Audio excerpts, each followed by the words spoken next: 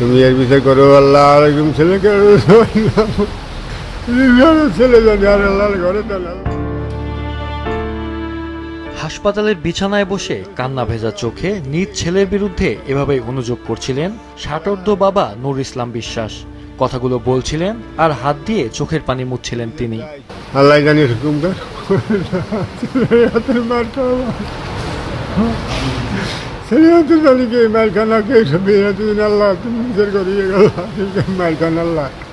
অন্যের জমিতে দিনমজুরি করে সন্তানদের পড়ালেখা করিয়েছেন। জমি জমা বিক্রি করে 2016 সালে ছোট ছেলে সজীবকে সিঙ্গাপুর পাঠিয়ে দেন, কিন্তু বিদেশ যাওয়ার পর আর বৃদ্ধ বাবা মায়ের খোঁজ নেয়নি ছেলে। মানুষ করছি, লেখাপড়া করাইছি, আমি পাস করছি, বিদেশে পাঠাইছি, জমি জাতি বেচা। ফরিদপুর সদরের অম্বিকাপুর ইউনিয়নের চর জ্ঞানদিয়া গ্রামের দিনমজুর নূর ইসলাম অসুস্থ স্ত্রীকে নিয়ে অনেক কষ্টে সংসার চালাচ্ছিলেন। কয়েক বছর পর ছেলে সজীব বাড়িতে এসে পরিবারের অমতেই তালাকপ্রাপ্ত এক নারীকে বিয়ে করে প্রবাসে চলে যান। এরপর তিনি পরিবারের সাথে যোগাযোগ বন্ধ করে দেন। এক বছর পর আইসি নিজের স্ত্রী বিয়ে করে 3 মাস থেকে চলে যায়। আমার খবর টবর নেয় না, ছেলেও খবর নেয় না, মেয়ে খবর, সওয়ালও খবর নেয় না। 6 বছর পর দেশে ফিরে শ্বশুরবাড়িতে ওঠেন সজীব এবং পরে বাড়িতে এসেই বাবার কাছে বসতভিটার জমি লিখে দেওয়ার চাপ দেন।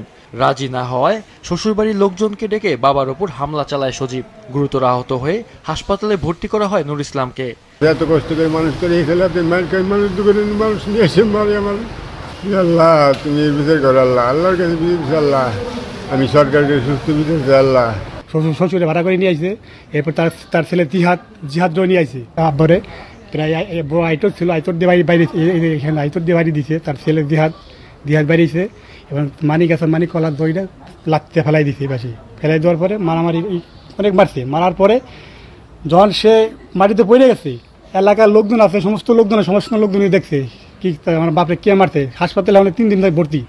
এই ছেলের কেমন ছেলে যে বাপরে মারে, রক্ত আছে ওর গায়ে, তারপর দাঁড়ায় দেখে এটা কেমন ছেলে। আমি তো কই এটা কেমন ছেলে, আমাদের তো ছেলে সন্তান আছে।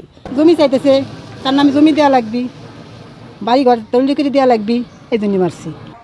এই ঘটনায় ছেলেসহ তার শ্বশুরবাড়ির লোকজনের নামে থানায় লিখিত অভিযোগ করেছেন নূর ইসলাম বিশ্বাস। পুলিশ জানিয়েছে এ ব্যাপারে আইনগত ব্যবস্থা প্রক্রিয়াধীন রয়েছে।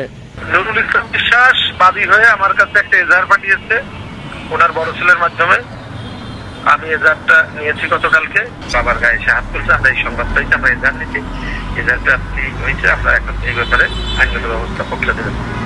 এদিকে ছেলে সজীব বিশ্বাসের ব্যবহৃত মুঠোফোনে একাধিকবার ফোন দিলেও বন্ধ পাওয়া যায়। বাড়িতে গিয়েও তাকে পাওয়া যায়নি। প্রতিবেশীরা জানান ঘটনার পর বাড়ি থেকে বের হয়ে যায় সজীব। কোথায় আছে কেউ বলতে পারেনি। মাহফুজুল হাসান, মাছরাঙা নিউজ ডেস্ক।